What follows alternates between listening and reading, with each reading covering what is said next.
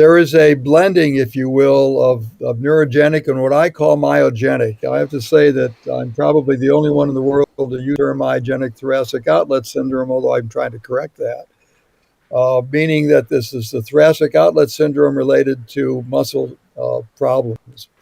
And they arise in 3 out of these 4 sites that are on the screen. You have 2 scalene muscles attaching to the first rib, the anterior and medial scalene muscles, and between them is the interscalene space. Now, if you have a trigger point in a muscle with a tight band of muscle that shortens the muscle, the volume of that muscle has to remain the same. Muscle being 75–80% water, you change the shape of a vessel, but the volume is the same. So if you shorten the scalene muscle, then the cross-sectional diameter has to increase, so the muscle gets thicker.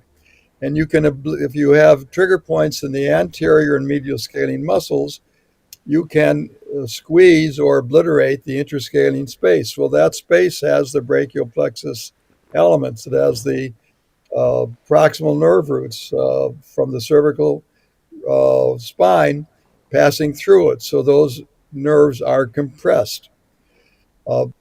The brachial plexus passes under the clavicle and above the first rib.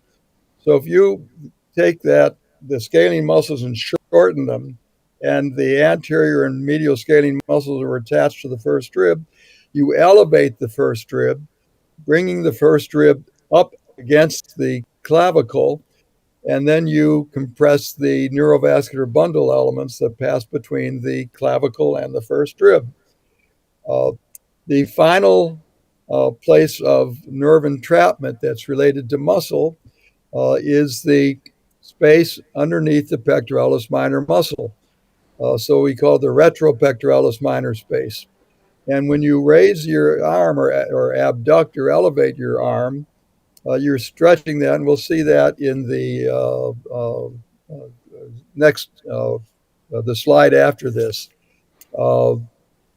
You'll see that as the abduction syndrome. So these are 3 places where muscle trigger points will cause a nerve compression or a true, if you will, neurogenic thoracic outlet syndrome, which is not related to a cervical rib and which is not related to a ligamentous band.